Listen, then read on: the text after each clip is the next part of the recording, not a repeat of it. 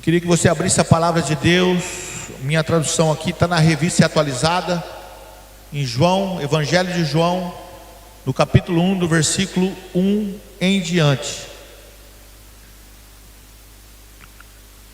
Evangelho de João, a minha está na ARA, de 1993, amém? A Bíblia diz assim: no princípio era o verbo, e o verbo estava com Deus, e o verbo era Deus. Ele estava no princípio com Deus. Todas as coisas foram feitas por intermédio dele, e sem ele nada do que foi feito se fez. A vida estava nele, e a vida era a luz dos homens. A luz resplandece nas trevas, e as trevas não prevaleceram contra ela. Houve um homem enviado por Deus, cujo nome era João. Este veio como testemunha para que testificasse a respeito da luz, a fim de que todos virem a crer por intermédio dele. Ele não era luz, mas veio para que testificasse da luz, a saber, a verdadeira luz que vinha ao mundo, ilumina a todo homem. O verbo estava no mundo, e o mundo foi feito por intermédio dele, mas o mundo não o conheceu. Veio para aquele que era seu, e os seus não receberam. Mas a todos quantos o receberam, deu-lhes o poder de serem feitos filhos de Deus, a saber, aos que creem no seu nome, os quais não nasceram do sangue, nem da vontade da carne, nem da vontade do homem, mas de Deus. E o verbo se fez carne e habitou entre nós, cheio de graça, de verdade, e vimos a sua glória, glória como do unigênito do Pai. Amém? Nós já oramos, nós cremos que o Espírito Santo está aqui, e a minha oração, se for para completar com a sua, é que Deus venha falar poderosamente aos nossos corações. Amém? Eu não sei se você percebe, mas João descreve no capítulo 1 que Jesus é o verbo que se fez carne e ele habitou entre nós. Jesus, ele é o verbo encarnado. Aquele verbo no princípio de Gênesis, o haja, que criou todas as coisas, que tudo foi feito por intermédio deste verbo. Ele agora se faz carne e ele habita entre nós. E Jesus vem para salvar. O objetivo de Jesus, ele se fazer carne, ele viver como homem, ele ser um modelo, ser um exemplo, trazer a vontade do Pai, que é a implantação do reino de Deus sobre a minha vida e a sua vida, e para que nós pudéssemos ser salvos pela atitude, pelo sacrifício dele na cruz do Calvário. Então Jesus veio para salvar. Diga graças a Deus por isso, porque nós somos pecadores e nós precisamos de salvação. Jesus veio para salvar aqueles que vivem só na carne do pecado. Jesus veio para salvar aqueles que às vezes eles pecam, como o pastor Roberto citou, aquele que é cristão e peca por acidente. Jesus veio para salvar porque a Bíblia fala que todos pecaram e estão destituídos da glória de Deus. Ou seja, nós não teríamos parte nenhuma no céu. Mas Jesus veio fazer essa ligação novamente, essa ligação que através do pecado nós somos separados de Deus. Lá desde o princípio, no capítulo 3 de Gênesis, versículo 6, quando o homem resolveu conhecer o fruto e comer do fruto do conhecimento do bem e do mal, aí houve uma lacuna que separou o homem de Deus. E Jesus veio para poder, através da cruz, nos ligar novamente a Deus. Ele sabia da nossa necessidade. É por isso que nós realizamos a ceia, porque o homem, ele tem essa tendência, como nós citamos aqui através do pastor Roberto e através da irmã Paula, que repetiu Romanos capítulo 7, onde o apóstolo Paulo cita: o bem que eu quero fazer eu não faço, mas o mal que eu não quero fazer, este eu faço, porque é o pecado que habita em mim. Então nós temos uma tendência, e Deus conhece a nossa fragilidade. Então ele propôs esta manifestação de graça constantemente, ou seja, as suas misericórdias se renovam todas as manhãs. Hoje de manhã Jesus já olhou para você com um olhar de misericórdia e deu todas as oportunidades que existem, tanto no céu quanto na terra, para que você se arrependesse e que você tivesse essa ligação com Ele novamente. Amém? Então agora eu que sou carne, eu sou templo do verbo, e passo a ter a atitude do verbo, me pareço mais com o verbo, me pareço com Jesus. Jesus ele me amou, e aí eu amo a Jesus. A Bíblia fala que Ele me escolheu primeiro, então não foi eu que escolhi a Ele, Ele que me escolheu. E eu quero dizer que Jesus te escolheu e Ele não errou. ele apontou e falou assim: eu morri por aquela pessoa. Eu imagino ele lá no Getsemane, quando ele estava orando, e foi tamanho o sacrifício de Jesus, desde aquele momento da oração, que ele soa sangue. E o suor de sangue não seria talvez por causa dos flagelos que ele ia sofrer, porque ele já sabia o que ele ia passar, mas não foi por aquilo. Talvez aquele suor de sangue foi porque havia um momento que o meu pecado, o seu pecado seria imputado sobre ele, e ele ia se separar do Pai. Aquele que ele disse em João capítulo 17, quando ele orou falando sobre unidade, a unidade dele com o Pai, que ele é o Pai, é um, e ele orava para que nós também fôssemos um nele. Ou seja, ele ali clamou pela nossa unidade, e ele prezava esta manifestação de unidade que ele tinha com o Pai, ele sendo Deus Filho, e em unidade com Deus Pai. E no momento que fosse imputado o meu pecado, o seu pecado, Deus ia virar as costas para ele, e talvez naquele momento ele disse: Pai, se possível, afasta de mim esse cálice. Ou seja, isso eu não suporto. Mas como ele nasceu, ele veio à terra, foi o Deus que se fez carne para fazer a vontade do Pai. No entanto, ele termina a sua oração dizendo: não seja feita a minha vontade, mas seja feita a sua vontade. Faça aquilo que determinou o seu coração. Se é para mim morrer, vale a pena morrer pela vida daqueles irmãos lá de Nova Esperança, que estarão ouvindo esta palavra depois de 2026 anos na igreja comunidade evangélica. Então Jesus falou: vale a pena morrer, seja feita a tua vontade. É por isso que ele te amou. Jesus, ele sacrificou a sua vida por amor a mim, a você, e agora a gente sacrifica a nossa vida também de alguma forma, buscando o Senhor enquanto se pode achar. Nós saímos talvez num domingo onde as pessoas estão na sua conforto dos seus lares, para poder tomar o último fôlego do descanso para começar a semana amanhã, e eles talvez estão assistindo algum programa na TV. Nós resolvemos ter um programa com o Espírito Santo aqui na igreja, para glorificar o nome daquele que um dia morreu por nós. Vale a pena servir a Jesus. Por amor, Jesus, ele morreu por nós, e nós devemos, por esse mesmo amor, agora de nós para Deus, nós devemos viver para Ele. A proposta é completamente diferente. Foi muito mais difícil aquilo que Ele fez por nós, e nós viver para Jesus é muito mais fácil, porque quando nós encontramos Jesus, nós encontramos a paz que excede o entendimento. Então nós conseguimos ter paz mesmo no meio da tribulação, no meio da angústia, porque nós entendemos que Deus, ele é socorro bem presente na hora da angústia. Então quando chega a angústia, por mais que você esteja angustiado, mas quando chega o príncipe da paz perto de você, a paz que exala dele é muito maior que a angústia que está dentro de você. Então quando você chega perto dele, você sente essa verdadeira paz, que só Jesus pode te dar. Na verdade, precisa deixar de ser um sacrifício servir a Jesus, e precisa ser prazer. Nós precisamos ter prazer em estar na casa de Deus, né? Tem uma canção antiga que fala assim: é meu maior prazer te adorar, Senhor, prostrado aos teus pés. Então nós devemos ter prazer. A Bíblia fala: alegrei-me quando me disseram vamos à casa do Senhor. Então nós precisamos trabalhar essa felicidade de estar reunido com os irmãos, estar juntos. As obras de Jesus, elas são reveladas para fora, quando Deus ele é entronizado aqui dentro do nosso coração. Ou seja, quando Deus habita em mim, Ele se manifesta aqui dentro, a obra dele se manifesta através da minha vida lá fora. E Deus só vai mudar a geografia externa, só vai mudar aquilo que você deseja lá fora, quando Ele conseguir mudar aquilo que está aí dentro do seu coração primeiro. Ele não muda uma geografia de fora sem mudar a geografia de dentro.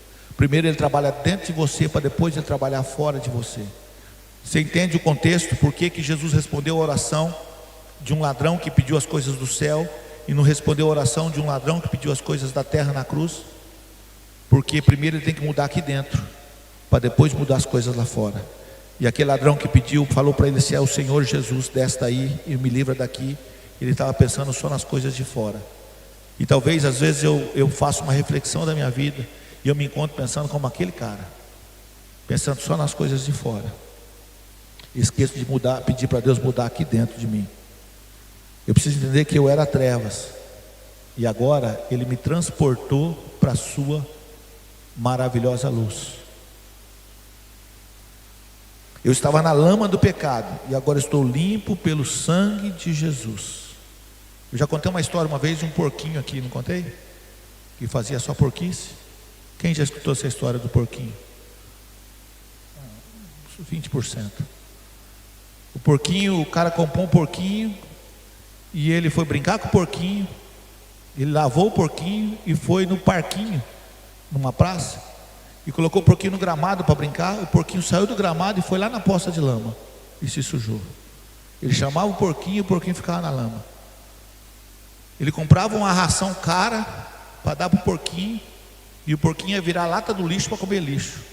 O porquinho gostava mais da lavagem do que da raçãozinha cara que ele chegou um momento que ele falou: o que esse porquinho tem? Não era palmeirense não. Aí ele falou: o que esse porquinho? Ele foi no veterinário. Falou: esse porquinho ele vai para a lama, eu tiro ele da lama, eu ponho ele limpinho na grama para brincar na graminha verde, num lugar bonitinho. Ele vai para a lama, eu dou comida cara, raçãozinha limpa, ele vai comer na lata do lixo. O veterinário fala assim: deixa ele aqui uns dias comigo. E ficou lá uns 2 meses o porquinho com o veterinário. De repente o veterinário ligou, falou: pode vir buscar seu porco. O cara foi lá, o porco está pronto, está arrumadinho. Falou: não, tá, pode levar ele. E ele levou o porquinho de novo para aquela grama verdinha. Já preparou uma lama do lado para fazer o teste. O porquinho desviou da lama e ficou no gramado brincando. Ele falou: mas esse porquinho não vai para a lama? Ele pegou, colocou ali uma lavagem assim do lado e colocou a ração numa latinha de inox. O porquinho foi comer a raçãozinha, não foi para a lavagem. Mas o que aconteceu com esse porquinho? Aí ele voltou no veterinário, falou: o que você fez com esse porquinho? Que ele já não faz mais porquice. Aí o veterinário falou assim: eu sacrifiquei um cordeiro, e tirei o coração do cordeiro e coloquei no lugar do coração de porco dele, e agora ele se comporta como um cordeiro. Eu quero dizer para você que um cordeiro foi sacrificado para que nós não fizéssemos mais porquices. O verbo que se fez carne habitou e morreu para que nós saíssemos da lama. Foi trocado o nosso coração de um coração de pedra para um coração de carne. O Senhor mudou a nossa vida. Deus trocou o meu coração de um coração egocêntrico para um coração cristocêntrico. Agora eu não penso somente em mim e nas minhas coisas, agora eu penso também nas outras pessoas. Agora aquele que me tirou das trevas, eu também me classifico agora como sacerdote real, como a Bíblia assim nos anuncia, como nação santa, como propriedade peculiar de Deus, para também anunciar as virtudes daquele que me tirou das trevas e me trouxe para a sua maravilhosa luz. Então agora eu também sirvo a Ele. E você é chamado para isso. Você que é homem, que não fez o face a face, está vendo homens que estão servindo a Deus, que entenderam que eles estavam nas trevas, e eles foram arrancados das trevas, não apenas para eles estarem na luz, mas para eles buscarem também pessoas, para que estivéssemos também na mesma posição que eles estão. Então se você talvez fosse classificar a sua vida, você tem que ver o que você mais quer, se você quer servir ou ser servido. E não porque eu tenho um ministério, talvez na igreja, mas porque eu tenho um chamado de cristão, e o meu chamado é maior que o meu ministério. Ministério, ele é chamado, mas chamado não é ministério. A Bíblia fala que nós somos chamados para o ministério da reconciliação. A Bíblia fala que nada tem a minha vida por preciosa a não ser como cumpra o meu chamado, o meu ministério. O chamado é no secreto, o ministério é em público, e só é exaltado no ministério quem se humilha no chamado. Se você tivesse uma audiência com Deus e Ele te perguntasse o que você faz na igreja, o que você faz, o que você responderia? Talvez você responderia que você tem unidade com os irmãos e você expressa o amor de Deus, que você ora, que você intercede, que mesmo diante das suas falhas, mas você procura servir em amor e abençoar pessoas. Ou talvez você fala, não, eu estou ali, mas eu faço somente, eu dali eu vou embora para minha casa porque eu não quero me envolver. Eu não quero, como não quero ter unidade? Quando você diz que não quer se envolver, você não quer ter unidade. A presença do Espírito Santo, ela vem através da unidade. A manifestação dos dons, ela vem no meio da unidade. E quando Jesus habita em meu coração, as obras de Jesus se manifestam na minha vida. E se as obras de Jesus não se manifestam na minha vida ou na sua vida, então consequentemente ele não está no nosso coração. Se quando as pessoas se encontram com você, ela não vê a alegria da salvação na sua face. Se quando as pessoas encontram com você, ela não vê o amor de Jesus expressado na sua vida. Se você é um ser humano gangorra, você já viu o ser humano gangorra? Você senta, os outros levanta. Já viu? Você não pode ter Deus dentro do seu coração. Você não é discípulo de Cristo. Se você entender como começou a igreja lá em Atos capítulo 2, se eu não me engano, no versículo 46 e 47, tem aí Atos 2, 46.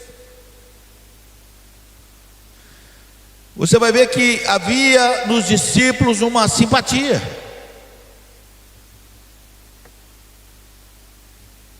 Diariamente perseveravam unânimes no templo, partiam o pão de casa em casa, tornavam as suas refeições com alegria e singeleza de coração, louvando a Deus e contando com a simpatia, está falando dos discípulos, de todo o povo, contando com a simpatia de todo o povo.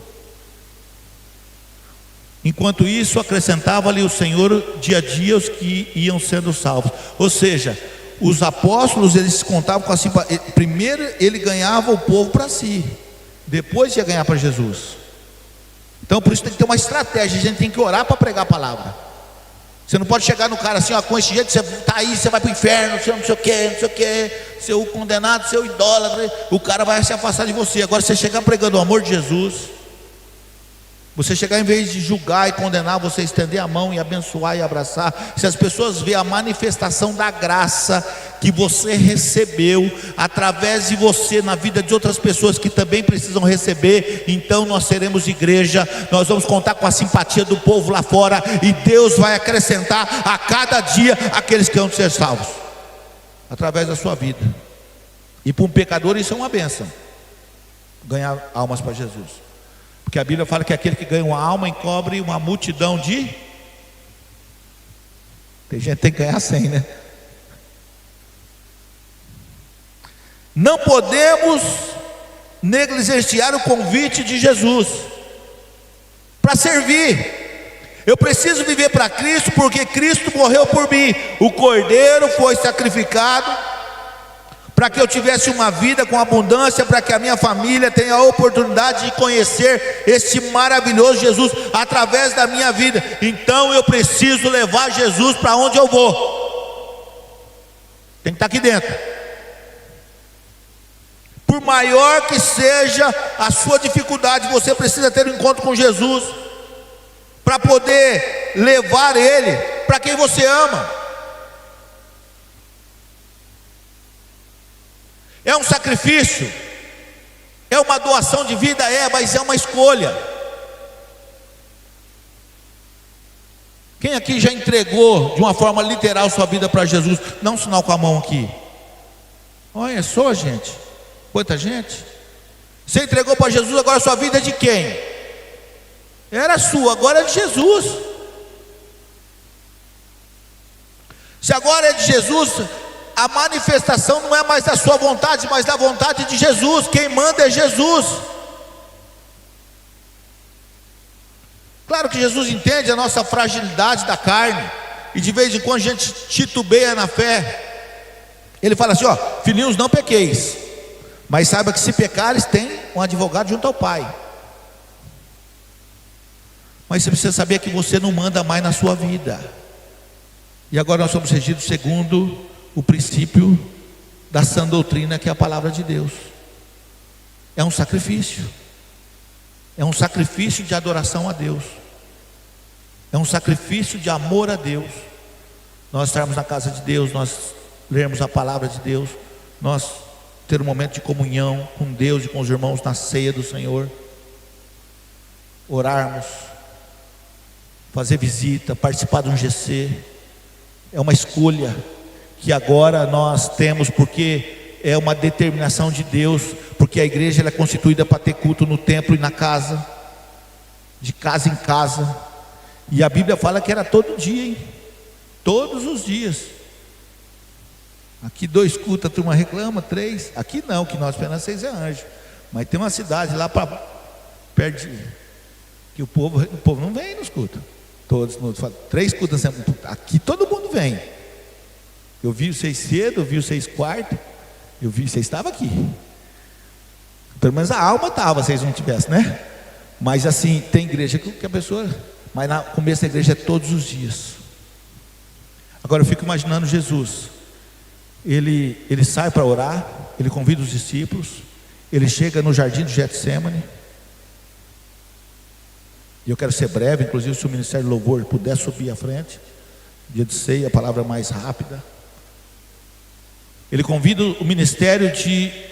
os discípulos para poder estar com ele na oração. Ele se afasta dos discípulos, ele começa a falar com Deus. Deus começa a trazer uma revelação do que ia acontecer. Jesus ele soa sangue,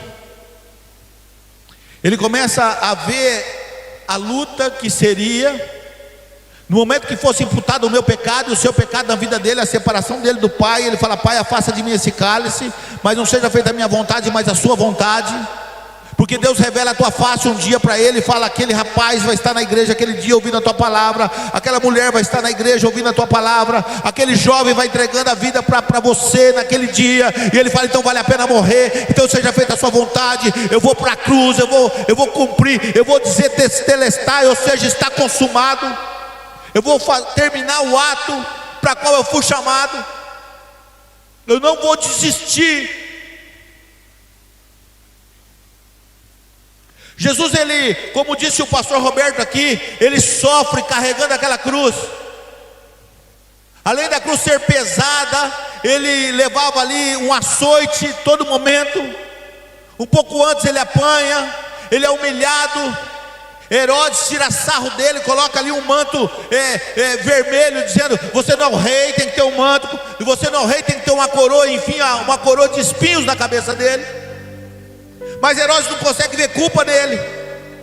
Ele talvez tem uma audiência com Pilatos. Pilatos sabe que Herodes está ali, ele manda Jesus para uma audiência com Herodes. Herodes não vê culpa nele, só tira sarro, só humilha ele e manda de volta para Pilatos.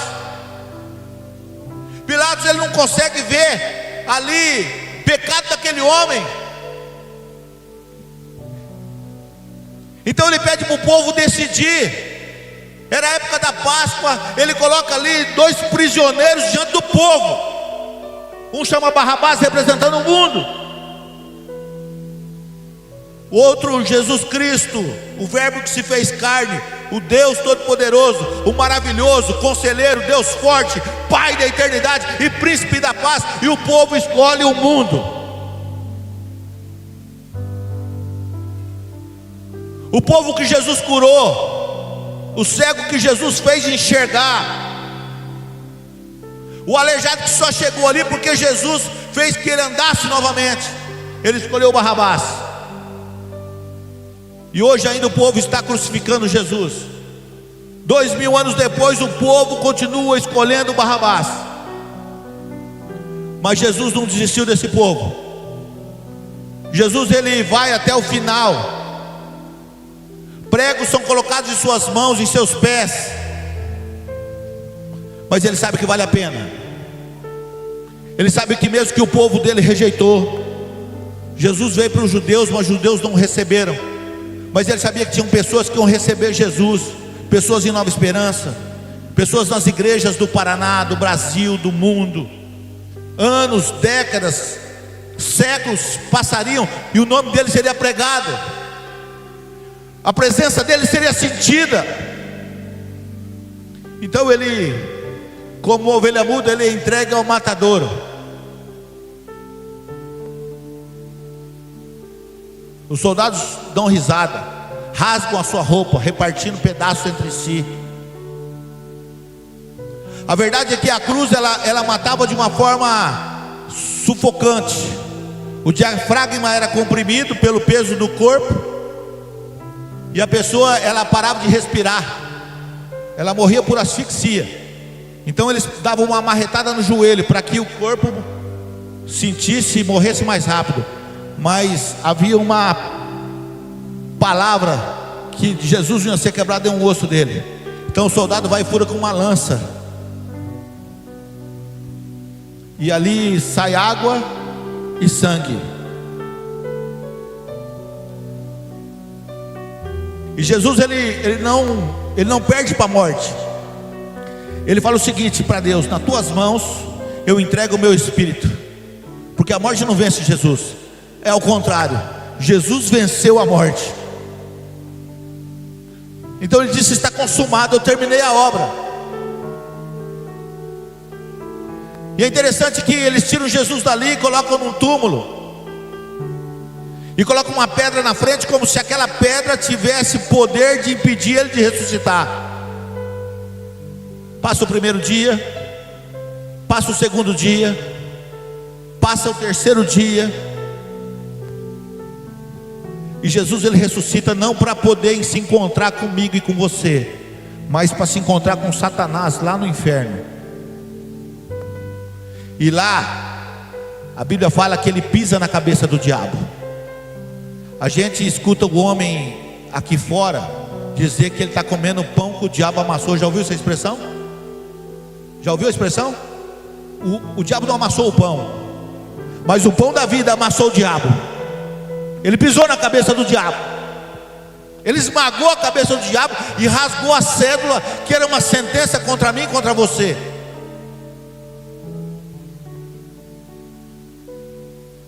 E ele tomou a chave da casa do diabo. E depois ele apareceu para os seus discípulos.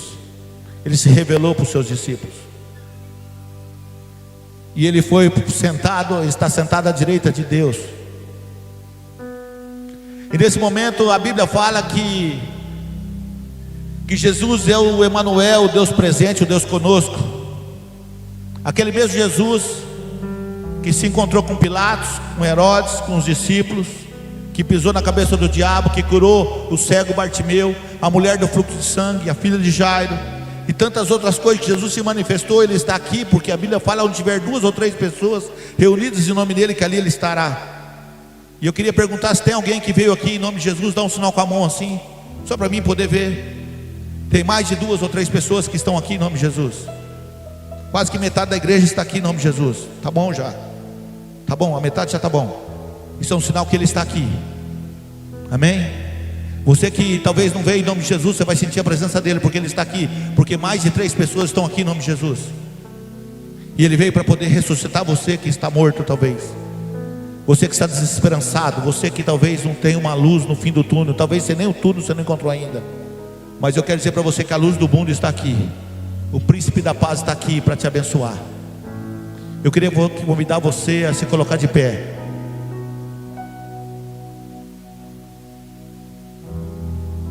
O pastor lembrou de uma música da época dele, 1940, cantava, né, pastor? Na igreja. Ele era novo, ele tinha uns 16, 17 anos na época. Que é: eu sei que foi pago um alto preço. Um preço foi pago. Um preço foi pago. Você não tem mais preço, porque o preço já foi pago. Jesus pagou o preço pela sua vida. Agora você não tem mais preço, agora você tem valor. E o que é de valor não está à venda, porque Jesus tomou você para si. Mas existe uma oração de entrega que você sacramenta isso, que você de uma forma definitiva você entrega a sua vida. E muitas pessoas que estão aqui precisam entregar a sua vida completamente a Deus, para que Ele possa transformar não apenas você, mas também o seu futuro. Para isso nós podemos fazer uma oração. E eu quero convidar você a fechar seus olhos. Se você quiser, você repete comigo. Diga assim: Senhor Jesus, nesta noite eu te recebo como meu Senhor e meu Salvador. Perdoa os meus pecados, escreva meu nome no livro da vida, em nome de Jesus, amém. Nós vamos cantar uma canção, e se você está passando por uma prova que talvez você não está vendo a luz no fim do túnel, ou talvez você acha que você não pode resolver, eu quero dizer que aquele que pode todas as coisas, aquele que pode fazer até aquilo que não existe existir só para te abençoar, está aqui. Então não perca a oportunidade de receber. Mas pastor, o que eu preciso fazer? Você precisa confessar diante dos homens. Você não pode se envergonhar dele, porque tem gente que fala: eu não recebo oração, pastor, eu até oro no meu lugar, mas eu tenho vergonha. Jesus falou: aquele que se envergonhar dele perante os homens, Jesus vai se envergonhar dele também perante Deus. Então nós não podemos se envergonhar. Então eu quero convidar você que tem essa necessidade, você que fez essa oração pela primeira vez, e você que precisa hoje de um auxílio, você que precisa do verbo, aquele que criou aqui, o haja, para que ele faça existir algo que você necessite, para poder te abençoar. Ele está aqui para te abençoar. Você vem aqui à frente também, nós vamos orar com você e vamos dar esse culto por encerrado nesta noite, amém? Vamos adorar o Senhor. Você pode sair e pode vir em nome de Jesus.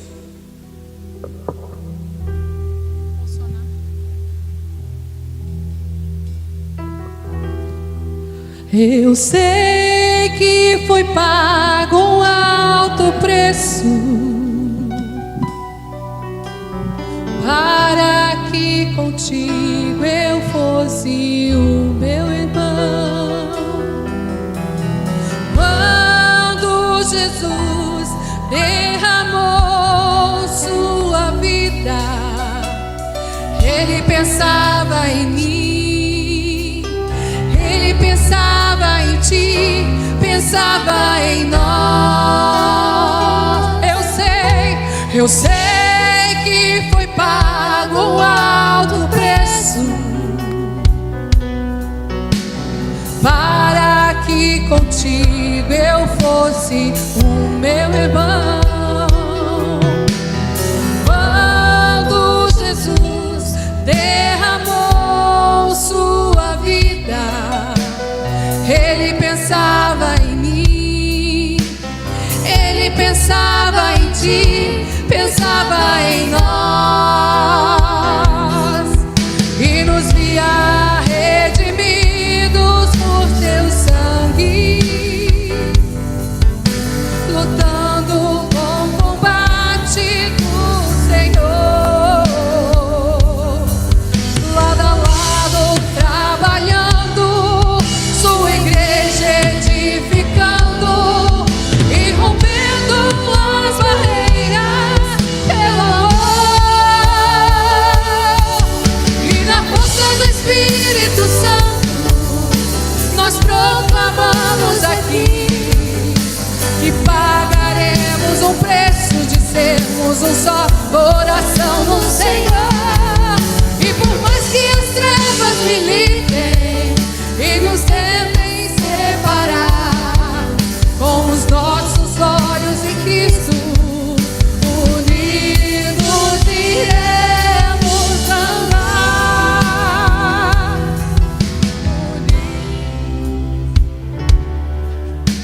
Você viu a proposta? A proposta é assim: na força do Espírito Santo. Na força do Espírito Santo. Por quê? Porque nós não temos força nenhuma. Nós vamos andar unidos, por mais que as trevas militem contra. Porque se há alguém que milita contra a sua vida, para que você não venha alcançar a coroa da vida, são as trevas. Mas a Bíblia diz que as portas, o inferno não prevalece contra a igreja de Deus. Não prevalece. Então nós somos mais que vencedores. Então, por mais que as trevas militem, elas vão ser derrotadas. Porque aquele que permanece até o fim recebe a coroa da vida, e nós não vamos desistir. Está difícil? Está difícil, mas nós não vamos desistir. Amém? Então vamos cantar essa canção, essa parte novamente, por mais que as trevas militem. Vamos? E por mais que as trevas militem e nos tentem separar, com os nossos olhos em Cristo, unidos iremos andar. Unidos iremos andar. E na força do Espírito Santo nós proclamamos aqui que pagaremos o preço de sermos um só coração no Senhor. E por mais que as trevas militem e nos tentem separar, com os nossos olhos em Cristo, unidos iremos andar. Unidos iremos andar. Aleluia! Unidos iremos andar.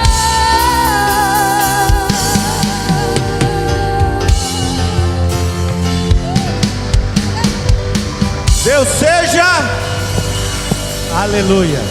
Senhor, muito obrigado pela tua graça, pela sua presença. Seja abençoando os teus filhos, ó Pai, aqueles que vieram aqui tomando uma decisão. Nós que talvez precisamos tomar tantas decisões nas nossas vidas, o Senhor esteja nos conduzindo. Nós queremos dizer que por mais que as trevas militem e nos tentem, Senhor, impedir de chegar no céu, nós vamos alcançar a vitória, porque nós temos o Senhor que nos deu vida e vida em abundância, e no Senhor nós somos mais que vencedores. Que a graça do Senhor Jesus, que as eternas consolações, o doce, maravilhoso e excelso Espírito Santo de Deus seja com a vida de cada um de nós, e aquele que crê diz: Deus abençoe sua vida. Tenha uma semana abençoada na presença de Jesus. Deus seja louvado.